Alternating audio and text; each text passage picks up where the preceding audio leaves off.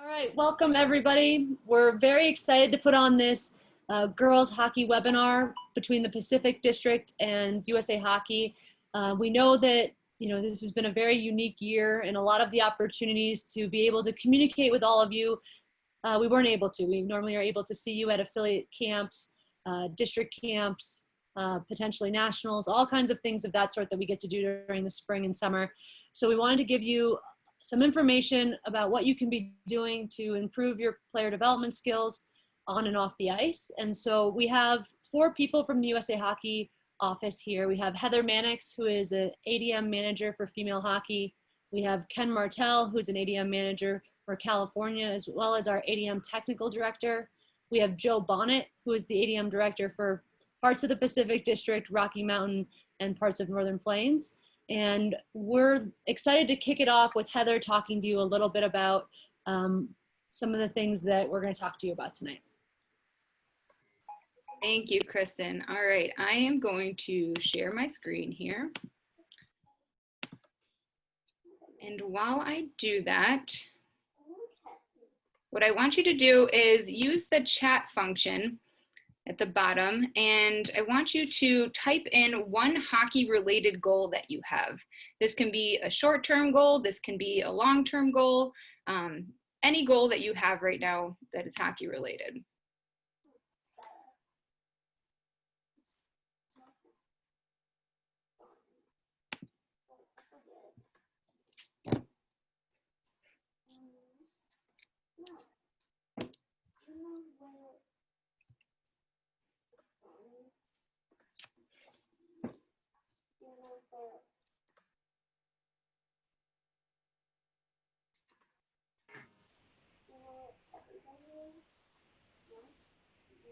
All right, here we go. I want to be able to shoot more accurately. Absolutely, that's a great one. I want to play D1 college, better skater, quicker stops and starts, more confidence. Haley, I love that one, and we'll talk a little bit about that today. More confidence in taking the puck, absolutely. Playing college, Division I, continue training and improving off ice during this period of time. Taylor, we're going to touch on that as well. Would like to play Division I or high-end Division III, great goals. More confidence with the puck, stronger slap shots, improve my speed, higher confidence. I love that that confidence is a goal here, and we'll definitely touch on that. Playing more relaxed and confident. These are all great goals, ladies. All right. So today we're going to talk a little bit about some of the opportunities that you all have in women's hockey. And I'm going to pass this first part over to Kristen to talk a little bit about our U22 Select and U18 Women's National Team and some of the camps and where they are right now with everything. Thanks, Heather.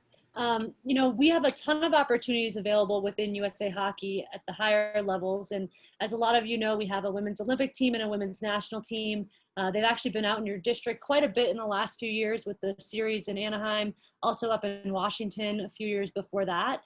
So we hope you've been able to see them play. But at your ages, there are 2 that are a little bit closer to you. We have our U22 Select for the under 22 players, and then we have our under 18 women's national team. So that World Championship happens every January, and normally all of you participate in a state tryout that leads to the girls multi-district camp Colorado Springs each June. Unfortunately, that was canceled in addition to our national camps and our U18 series and festival in August. So at this point for the U18 process going into January 2021, we do not have any set evaluation camps that we'll be having. We are planning to evaluate players once you're all back on the ice and able to be in full games.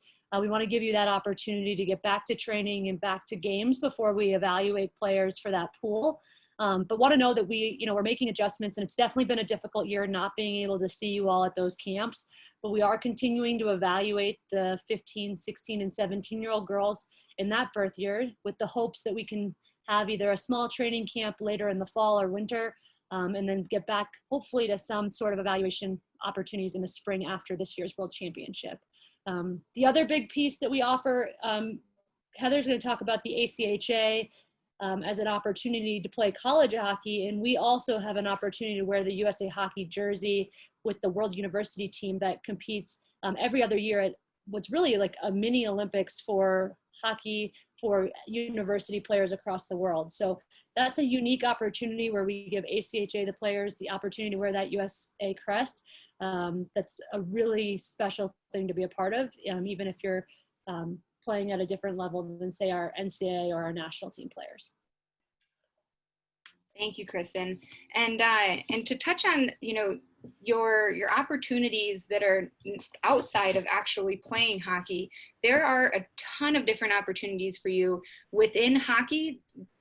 No matter what you go to school for, you can do it within hockey. So we have, coaching, broadcasting, equipment managers, operations, video, marketing. You look at Kristen and I, and we work every single day in hockey. We're not technically playing it, but we're professionals within, within the hockey world. And it's just another way to think about staying involved in the game that we love. And so that's something to think about, not just your hockey related goals, but also your academic related goals and career paths that are available to you that are still within the hockey world. And so we'll talk a little bit here about some of the college opportunities. And this is something that the amount of colleges that offer women's collegiate hockey has grown exponentially over the last, probably 10 to 20 years. I can say that for Kristen and I, when we were growing up, we didn't have nearly as many opportunities as you all have right now. And that's exciting. And it's just continuing to grow. And so in our NCAA side, we have 41 NCAA Division I teams, and we have 67 Division III teams. And so things too that kind of differentiate Division I from Division III. Division I, they can offer athletic scholarships. They're typically at larger colleges. The Ivy League schools cannot offer scholarships. And then at the Division III level, they're typically, generally speaking, smaller colleges. They can't offer athletic scholarships, but they do have other sorts of financial aid and student aid to help with the financial burden of choosing a program at the Division III level. And then as Kristen touched on, we have the ACHA level, which is our non-varsity hockey programs. And we have Division I and Division II. So 25 teams at Division I and 54 teams at Division II. And ACHA is another great opportunity to play hockey in college. And so again, it kind of goes back to what I was talking about the last slide is we have to think about our hockey goals, but we also have to think about our academic goals and finding a program that's going to fit what it is that you want out of both of those things. Even though ACHA is non-varsity programming, it continues to get more and more competitive each year. And arguably there are some ACHA Division I teams that would be very competitive, if not better than some NCAA Division III teams. And so keep that in mind when you're thinking about where you want to go to school and what program that you're actually choosing. And so here we have a list of the numbers of Pacific District collegiate players. And so from your district alone, you have 31 women that are playing at the NCAA Division I level, 92 at Division III, and at least 30 that are playing within the ACHA. And so we have the breakdown of each district that they come from, or each affiliate that they come from. But the fact of the matter is that you have 4.8% of all-American players that are playing Division I that come from your district, and 12.2% that are playing Division III that come from your district. And so it's really important for you all to see this because, staying within your district, you can have these college opportunities.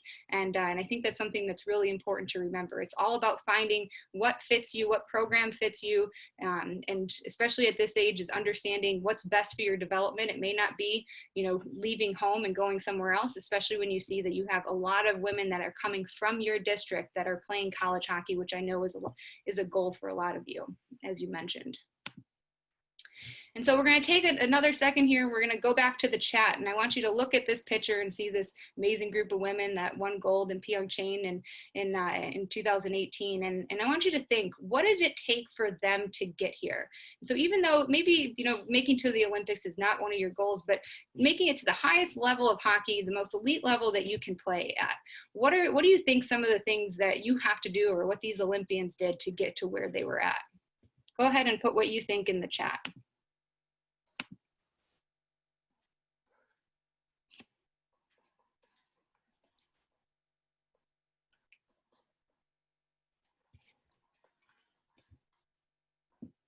not giving up, working hard, hard work, dedication. Yep, presenting your best self. I really like that. Getting along as a team, working together, we got effort, dedication, sacrifice. We don't like to use the word sacrifice. We like to use the word, you make choices, right? So you're choosing to choose your development over maybe some other things that in your life. Commitment, tenacity to work, dedication and discipline, never gave up. Oh, and we're coachable. Absolutely, Charlotte. And we'll talk about what that means a little bit later. Constant growth and skills, get hard work, strive to be the best they could, dedicate a lot of their time to hockey. Yep. Focus, not giving up, hard work, determination, people skills, ability to play as a team. We'll talk about what it means to be a good teammate. Motivation, hard work on and off the ice. Gia, very important. Taking opportunities, as many opportunities as possible, and taking care of themselves. Sophia, I love that. Absolutely.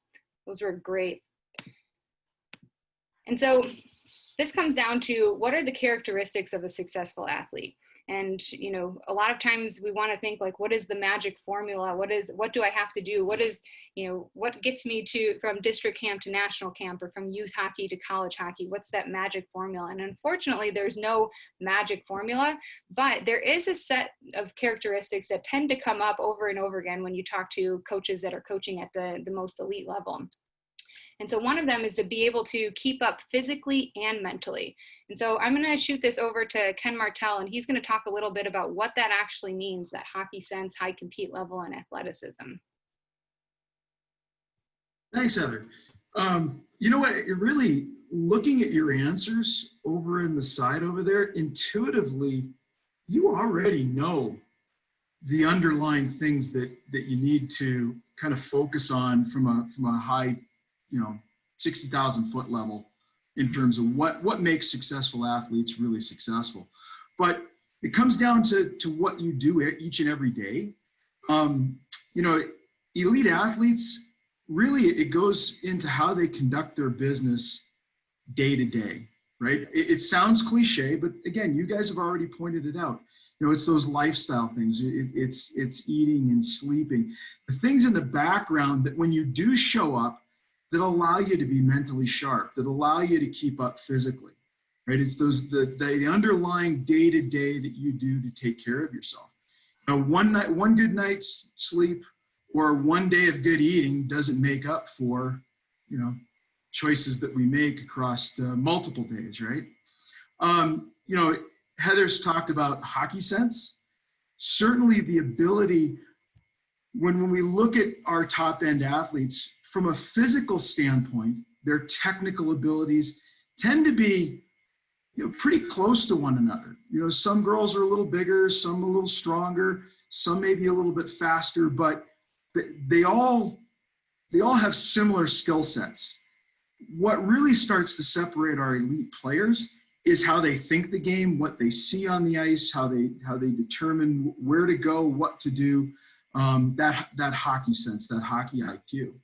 And from a practice standpoint, it really does mean that in your practice and in your training, you really have to kind of think about, how do I put myself in a position in practice to make more decisions?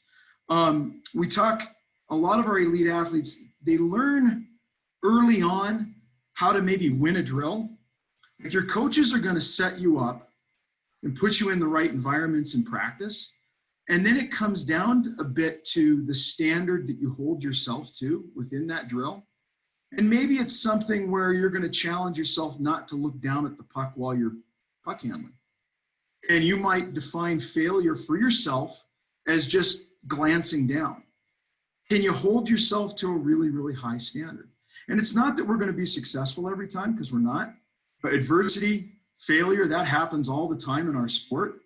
But the good players know how to basically put some of the things that happen from a negative standpoint, focus on what they can learn from it, and then they're ready to move on. So that high compete level when you show up in practice, do you really hold yourself to a high standard in terms of not just competing with your teammates, but competing with yourself? How do you make yourself better? And then from an athleticism standpoint, the things that we can do either on the ice or even better off the ice in the weight room to help us improve our athleticism and athletic abilities. And some of that sometimes is actually getting a little break from ice hockey and trying some other sports and doing some other things.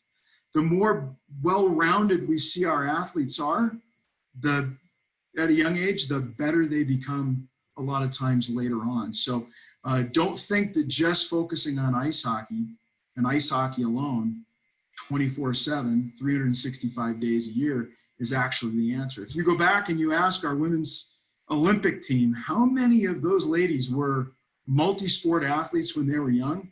The vast majority will say that they played multiple sports for quite some time, and some into college. So these are things that we know are really, really important, but it does come down to your day-to-day actions. As Heather said, there's no magic bullet, there's no secret, but it is about learning to get better at getting better. And that's that process that you go through of self-reflection, for example. If you want to be physically and mentally ready to play, well then, do you routinely then think about how I prepare, right? Do I get myself in the right position? And then learn when I do have a good performance, well, maybe why did I have a good performance? And start to keep track. So all these things go together. I'll turn this back over to Heather because I know there's more to come with this, but again, it does come down to how you conduct yourself day in and day out. And again, sounds cliche, but that really is it.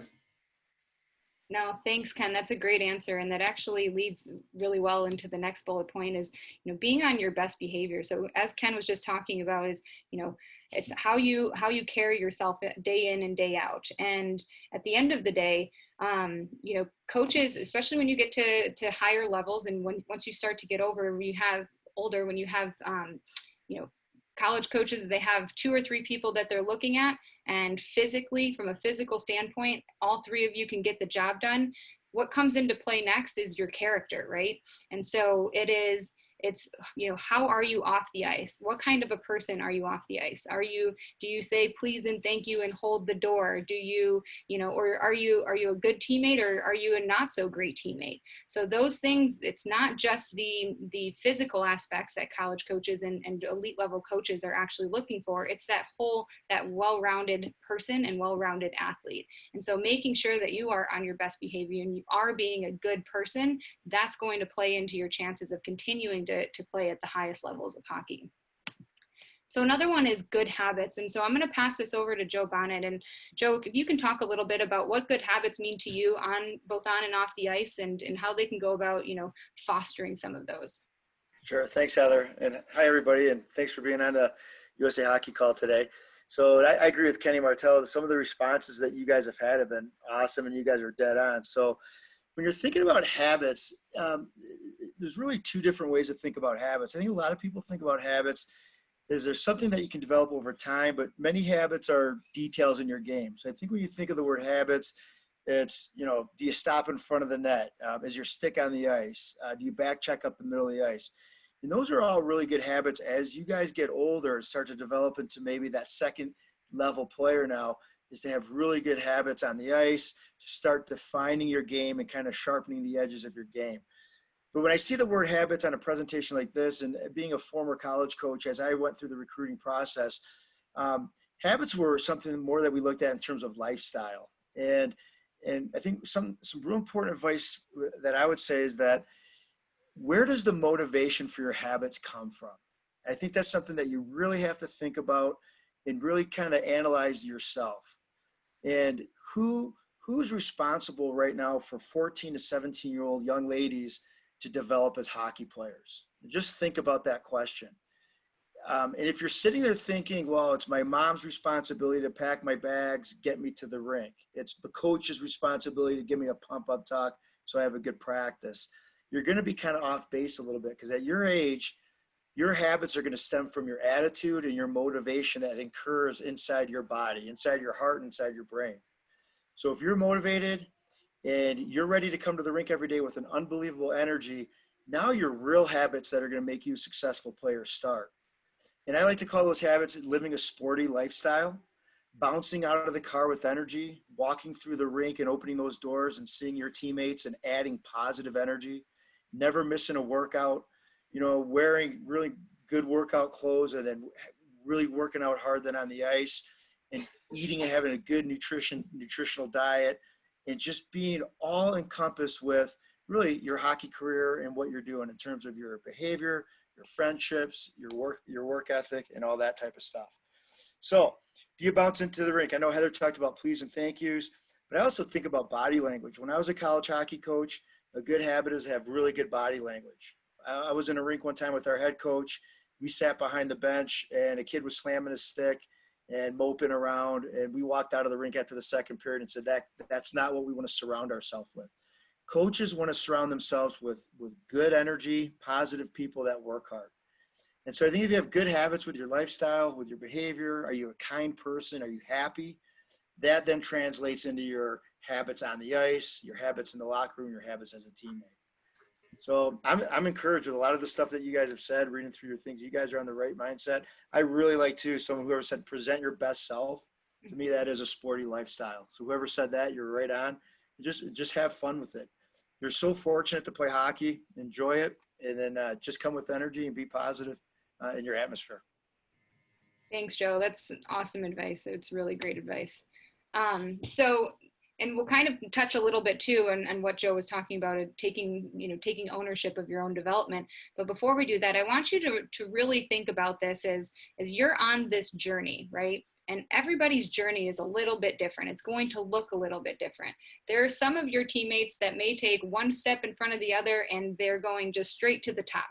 The majority of us have what we see in the top right here, which is a little bit more of a windy, turny, it's a long process full of, ups and downs and challenges that we have to overcome.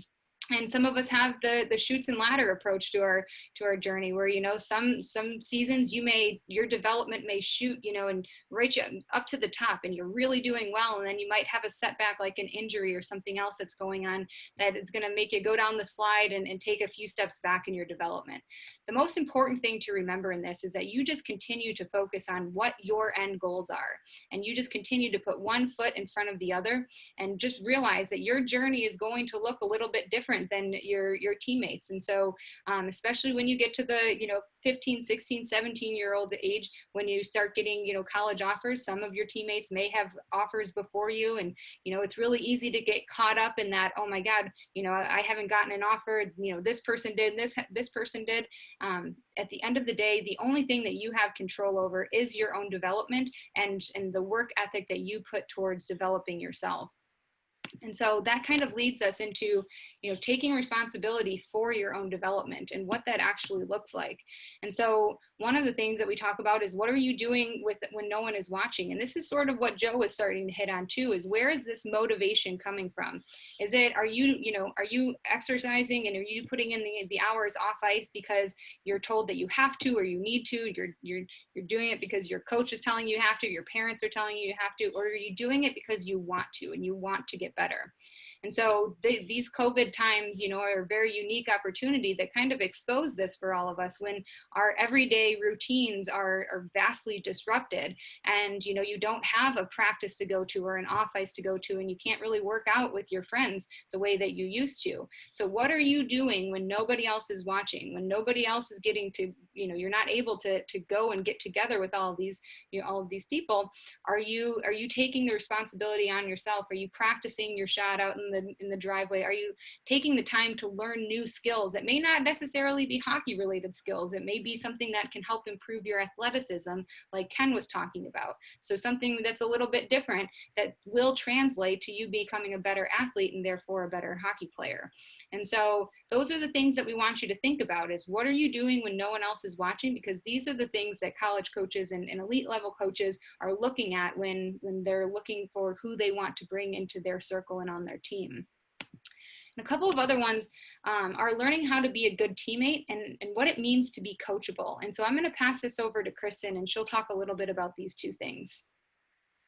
Thanks, Heather. I think these two things are very important, because At the end of the day, you're surrounded by teammates and coaches all the time at hockey, right? You have teammates on the ice and at practice, you have coaches, and the relationships and the trust that you build with your teammates and your coaches is so important, both for you to have a great experience, but also to be able to be successful. So when it comes down to being a good teammate, I think one of the biggest things that I've learned is that you really need to say positive things to your teammates when you see them.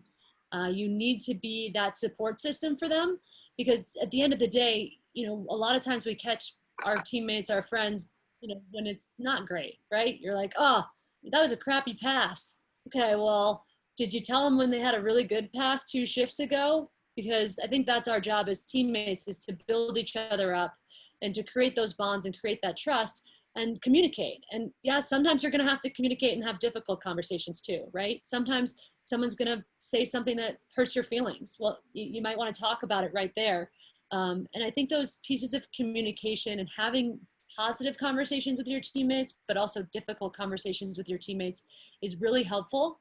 And then just knowing that you're all part of a big puzzle, right? You all have a role, you all are part of the team, and not comparing yourself to your teammates, but instead standing hand in hand with your teammates. And then the other piece with coachable, honestly, your coaches put all this time and effort into coaching you because they want to see you succeed. They are on your side. And sometimes they might tell you things that are hard to hear, but a lot of times that's because they're trying to help you get better. And so I always say, be a sponge, take everything in that they're saying, and then try to apply as much of it as you can.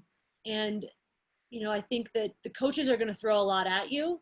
And sometimes saying, okay, coach, I heard you, thank you, is one of the best responses. Or, coach, okay, I heard you say that I need to make sure I look around next time before I make a pass. I'll try next time. So a lot of times the response when you're frustrated or don't like the constructive criticism is not that positive or not that receptive. So again, I say, when you want to be coachable, really think about being a sponge and taking everything in, and then applying what you can when you get the opportunity again. Thanks, Kristen. That's great advice. So another one, and I really love to talk about this, is building your confidence. And I noticed that a lot of you, put in one of your goals is to become more confident. And so one of the biggest things that you can do to help this is very similar to what Kristen was saying about being a good teammate, but it's about being a good teammate to yourself.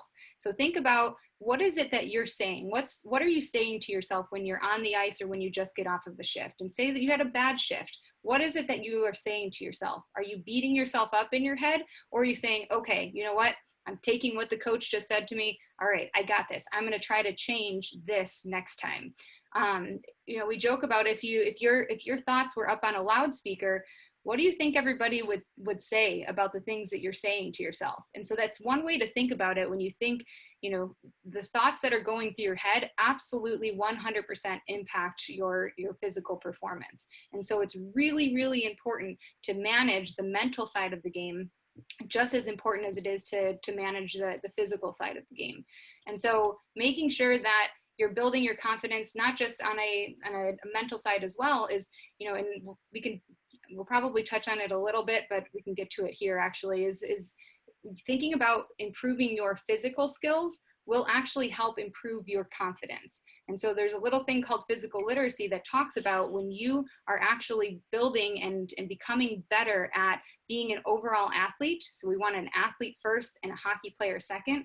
That those skills and the ability to do those skills on the ice and off the ice give you the confidence in certain situations on the ice. So when you have this vast variety of physical movement skills, then you're going to be more confident going into the corner, or maybe chipping the puck past a defender, or somebody falls down in front of you, that you can jump over them, land on your feet, and continue on with the puck. Right? Because at that time, you are a well-rounded athlete. And so when we have well-rounded athletes, that talks about on the physical side and the mental side, your confidence will continue to become much better. And so learn to make decisions. I think, who did I have this? Was it Joe or Ken talking about this one? Joe. Joe. if you can talk about what that means, learn to make decisions, what, situations can they put themselves in so that they can help improve that? Okay. First and foremost, like Kenny said, is it's really important that you guys play other sports. Okay, especially at this age, like to make sure that you're playing other invasion sports, you're getting around, so you're stimulating your brain in different ways, not just in hockey. But I think we can all agree that hockey is a very complex, uncertain, and dynamic sport, right? So things are never the same, and things aren't stationary. Like some of the sports you might be familiar with, say football or baseball, they're pretty make a play, pause, reset, make a play, pause, get coached, reset. And so I know you guys all know the sport of hockey, but it's moving, right? And what we're finding is it's so important to be able to make good decisions on the ice. So being able to take a good slap shot or have a good toe drag move or be a beautiful skater, that's great. But can you actually think and manipulate your environment and problem solve within your environment? So the only advice I'd give you is this, is really build a good relationship with your coach, and hopefully you're in a situation where your coach not only tries to build hockey players, but they're building athletes. You have a good off-ice program, right? And then on the ice during practice, do you look around and are you competing against cones all the time?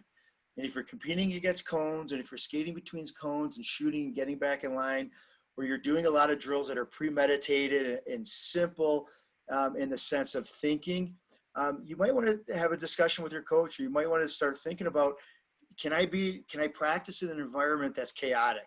Can I practice in an environment that's allowing me to have a lot of repetitions of shooting, passing, thinking, but maybe that repetition doesn't look the same? And if you guys are in that environment day after day after day of chaotic drills that require decision-making, drills that aren't premeditated, drills that don't give you the answer, drills that allow you to go from offense to defense to offense to defense to defense to offense, you're in a pretty good environment to then increase your decision-making skills. And as we go on and as we're looking at the game, that piece of the puzzle for hockey players to play at the next level may be one of the most important pieces. So don't neglect decision-making, don't neglect chaos within your practice. And, to be honest with you, street hockey is a pretty good tool too, to increase your decision-making skills out in your driveway. So just don't be static. Don't be predetermined. Hopefully you have a coach that puts you in a chaotic environment, and then take advantage of that. Thanks, Joe. That's awesome. And street hockey is a lot of fun too. So there's that. But so the last thing we're going to talk about here, and this is something that we get a lot, is how do we pick the best program for development? And one of the biggest questions that we get is, should I stay and play all girls, or should I play on a youth team? And so we're going to pass it over to Ken to just talk a little bit about this and how you can go about making this decision for yourself. Yeah, thanks, Heather. Really, that's not the question you should be asking yourself. Should I play for a girls team or a youth team? The question you should be asking is, what program or team can I play for that's going to provide me with the very best day-to-day environment that's going to help me continue to get better? If I'm going into that process of trying to get better every day, where am I going to be able to do that? So does the team I'm going to go play for, do they have the right quantity of ice for me and the right quality of practice? Right? Am I going to get that great day-to-day experience, in my local environment? What's the quality of the coaching? Am I going to have good training support? Is there off-ice built into what we're doing? Do I have access to maybe a weight room or a gym or some things where I can expand my athleticism? Do I get to play with other teammates that have similar drive and interest in hockey like I do? Again, it's not about what tournament you go to. It's not about what league you play in. It's about what individual team and program is going to help provide you a chance to get better every single day that you go to the ice rink.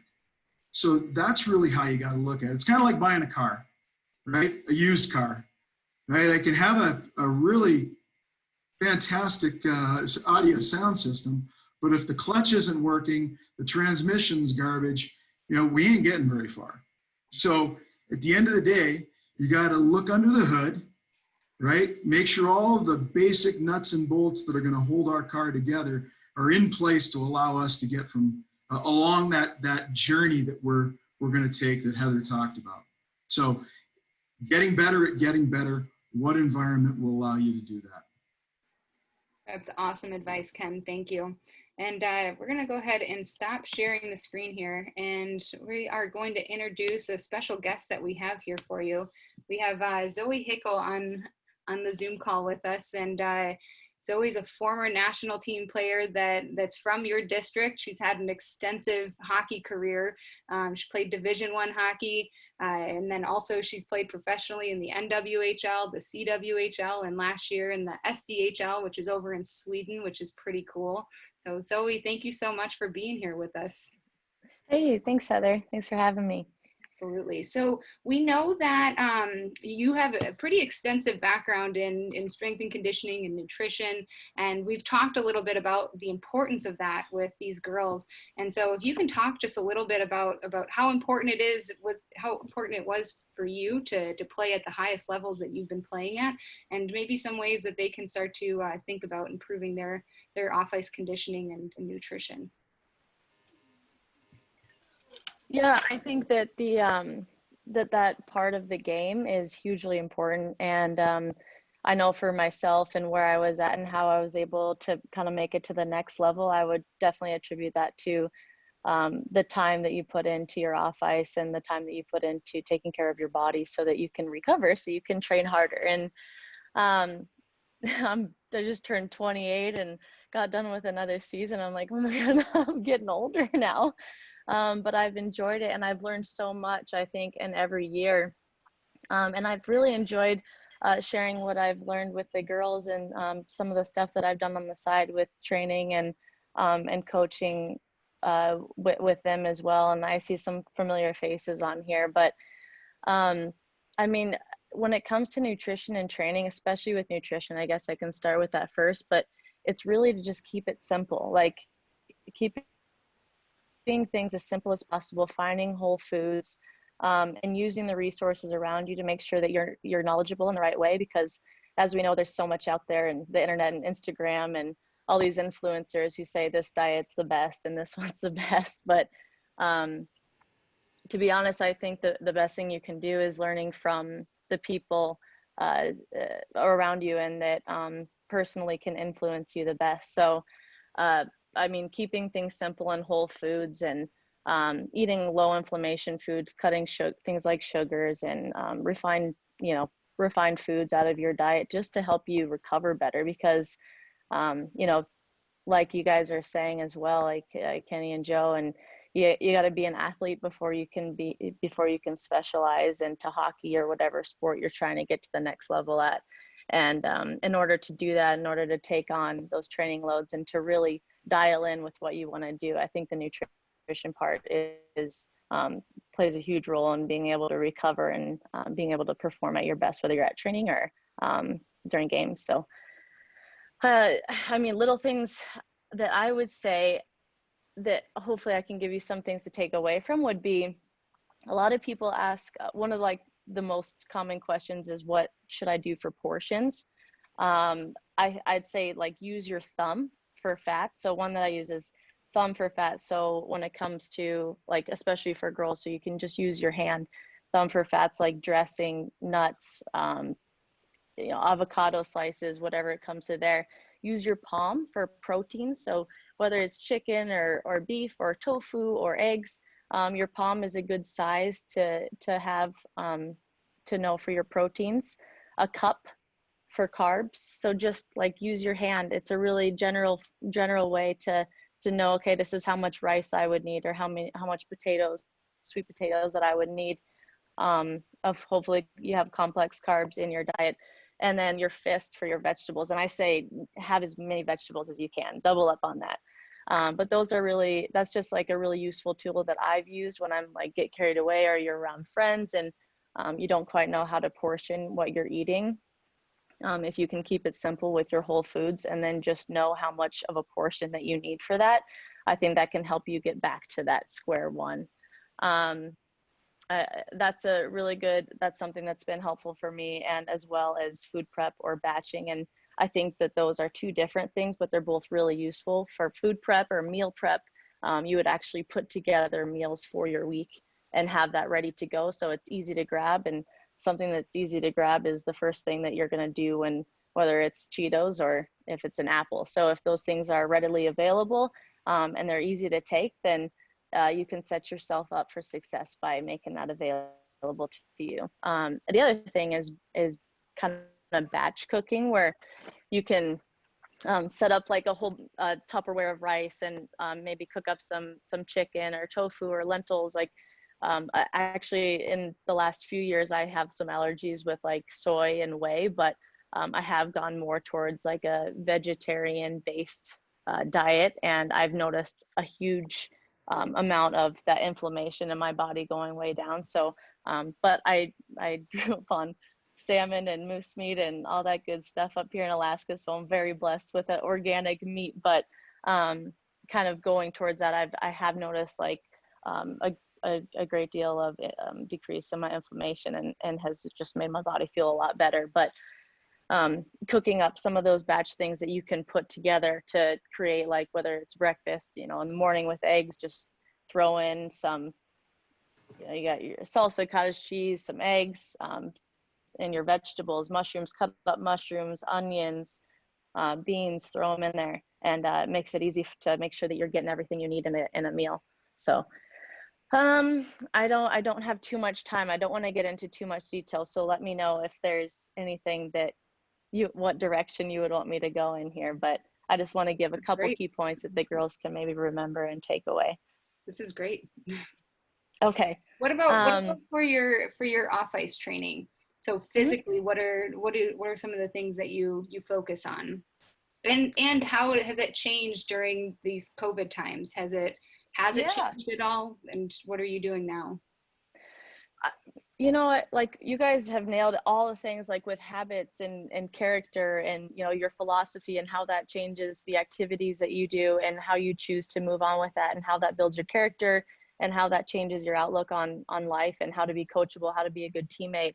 All those things are probably things that everyone here has heard before, but we keep repeating it because those are the most important things that we look as, whether you're coaches or teammates or evaluators that are trying to make it to the next level, or that when you're trying to make it to the next level, those are the things that you look for. And even when it comes to the training stuff right now, like you have to be creative, but and use the resources that you have around you. But it comes down to those habits and being creative, but being able to still do everything you can, everything that's in your control. So even though our world is changing around us, it's like, okay, how can we make the most out of what we're doing? And I know I didn't grow up with a lot of fancy facilities and just shot a ton of pucks and stick handled with my dogs, and my friends played street hockey, like kind of back to the old school way of doing things is a really good way to just play and be outside and be active, get in the mountains. And I think some of those things that we used to do without all the technology and all the resources we have today, kids are doing more of, and I think seeing benefits from that. I know some of the programs I've been doing this summer, we've done everything outside, and I'm lucky enough to have a software that I can do like a strength program or something online, which has been part of like my hybrid program.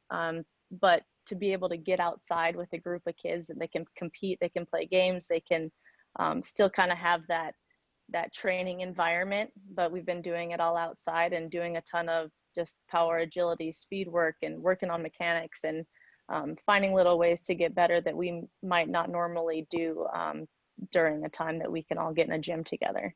So I think it's just taking what you have and running with it. That's awesome advice. It really is. It's so important to be creative when everything is changing around you, like you said. We have a question here, and we have a little bit of time. So if you have questions, please put them in the chat, and we'll throw them over to Zoe. And so Sophia here has a really great question, and she asks, what is something that you wish someone told you when you were their age? So we're at like the 13 to 17 age range. is there anything that you wish somebody would have told you at that age? 13 to 17. Yeah. Yeah, for these, yeah, it's like such formative years. I would say I wish someone told me. That's a tough question, but I wish someone would tell me not to work, like, don't worry about what's going on around you. Like, I think, especially with how much exposure we have with the social media and seeing what everyone's up to at all times, like, and I didn't have as much of that, but still, like, your friends committing to college here and they're going off to school, you're leaving, we're all from the Pacific District, so it's a question, what program is right for me? You guys touched on that, and it's like, well, you have to do what's best for you, and you have to first of all, you have to know what that is and know what you want, but then going for it and not worrying about what's going on around you and not comparing yourself, because it's really easy to fall into that. But just to believe in yourself and stick to that. Yeah, that's a great answer. And panel, if you have any questions as well. I know I have one that we talked a bit about confidence, and and that was actually a goal that many of the girls put, that they wanted to get better at, have better confidence moving forward. And is there any time that you struggled with confidence, and if so, like what did you do to help get over that hump? Or Yeah, for sure. I mean, I've definitely been cut from teams, and come back from that, and I think that all comes from inside, and just finding out what your worth is, and bringing your best foot forward. But it's hard. Like, it's not an easy path. Like, you talk about the different journeys, and so, like I said, some of my teammates have been my age, have just gonna, or for what it looks like to me, have just gone right to the top, never got cut from a team, right? Like, and it's just, but they're struggling. Like, everybody carries a different axe, like, and everyone has their own struggles they're going through. So I've learned so much as I've gotten older, and I'm really grateful that I've actually been able to coach along the way too, because I feel like that's really helped me, even as a player. And so but yeah, I think it comes back to believing in yourself and reaching out to people. Everyone who's on this call has every ability to reach out to any of you guys here, and they have the resources to be able to do that. So don't be shy. Panel, do you have any? Kristen, Ken, Joe? I have one, Zoe. One of the things we talk about a lot, and you already mentioned your teammates a couple times, is how are you, like, what does it really mean to be a good teammate, and what have you done to improve those skills over time? Yeah, I say the higher the level you go, it obviously gets more and more competitive, and being a good teammate just gives, like, everybody life. It gives you life. It makes you feel value to the team. Like, when I was on the national team, there was times I didn't always get to play, and, like, you're on the bench, and it's like, okay, what can I do to make whoever's playing every other shift the best that they can be. And I think that even though, like, everyone on the national team, they come from programs where they're the best where they are, and it kind of is the same situation with these selects process. Everyone, when you get to multi-district or a national camp, everybody's good, and you just have to find a way to be a good teammate, because the coaches, first of all, notice, and then your teammates notice. And I think you become a better player, you become a better person yourself if you can be a good teammate, and so much more will come back to you. And I think it's one of the most rewarding things. I learn a lot. There's a lot you can learn along the way, but as you get more competitive, things get tougher, and sometimes it's not easy when you don't feel like I should be playing first line, second line, whatever it is. But if you can be a good teammate, then you're going to earn your way, and you're going to have the right attitude to get yourself there. That's a great answer. So we have one question here. What do you suggest for someone who lives in an area that has limited developmental opportunities for girls? Well, I think it depends. It definitely depends on where you're at. I feel that if you are part of this process and you are knowledgeable and you use your resources and you're able to put yourself in front of the right people and work with the right people, surround yourself with the right people, that you'll eventually get noticed. Might be later than sooner, but I think you have to really do your research and use your resources to make sure that you're in the right place for what fits for you. If your goals are to make it to university or to the national team. But I'd say if you're on this call, it'd be a good start. That's a great answer. And Joe, Kristen, Ken, if you have anything to add to that. Yeah. I think Ken already touched on it a little bit about making sure you find the right program for your development and having opportunities to play where you are. There's a lot of conversation, especially in the Pacific District in the past, when there weren't as many opportunities for girls to play girls or youth hockey close to them. As the numbers continue to grow in all of your states, we will continue to see more girls programs pop up at every rink. But we do understand that at the 14U and older age groups, there may not be those opportunities. So continuing to play co-ed at that age, maybe finding regional opportunities within the district to participate. If that, playing co-ed at the older age levels is not the best option for you. But if there are rinks offering opportunities within a decent driving distance to you to play girls hockey, we highly recommend that you stay in the district. Some of the program, we have several model clubs in the district that are offering the best programming possible at your ages. So we can put Heather and I's contact info in the chat, Michelle, if you want to reach out about your specific situation, especially if you are in some place that may be much further away from some of those rinks that have these opportunities. Hey, Kristen, I would add too, this is a really important question. And I think that it's important that you're to the age now, the young ladies on this call are to the age now where you do need to communicate with mom and dad, have a really good family plan. And my advice is do not get sucked in following the herd mentality.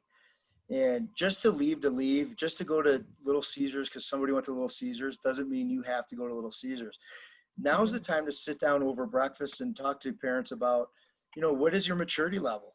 Are you ready to leave home? I mean, are you ready to make life decisions? Are you ready to know right from wrong?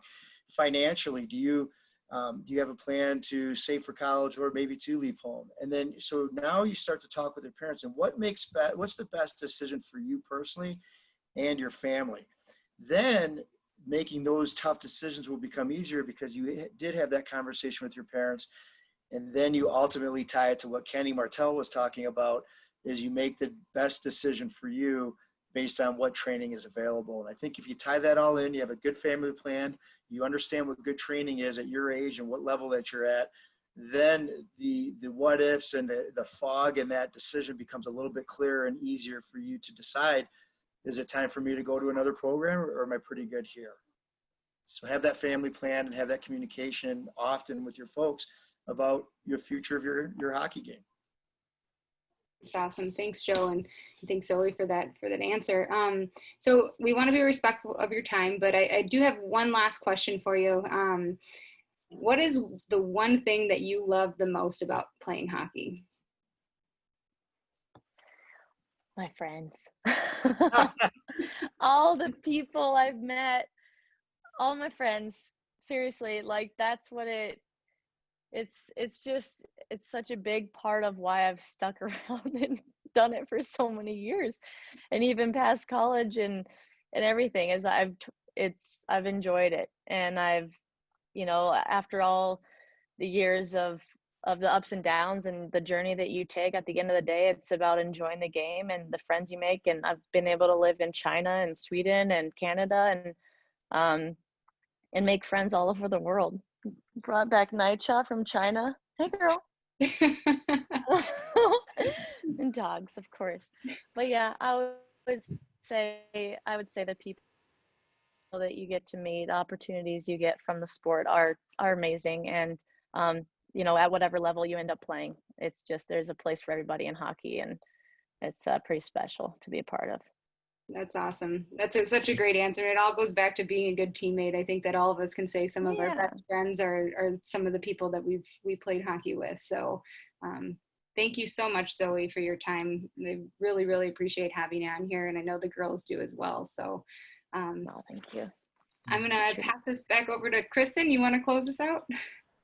Sure, I absolutely will. Thank you so much, Zoe, for being on. Heather, Ken, Joe, really appreciate all of the information and the insights that you were able to give these girls in the Pacific District tonight. So on behalf of USA Hockey and the Pacific District, we want you to know that we're excited to be able to provide this information to you, but we're also excited that hockey is coming back slowly in some areas, but hopefully you're able to get back into your rinks when the local guidelines allow you to, that you can get registered for USA Hockey and hopefully get ready for a season that should be upon us soon, fingers crossed, especially by us here that really missed the rink and seeing everybody. So thanks everybody, stay safe and have a great evening.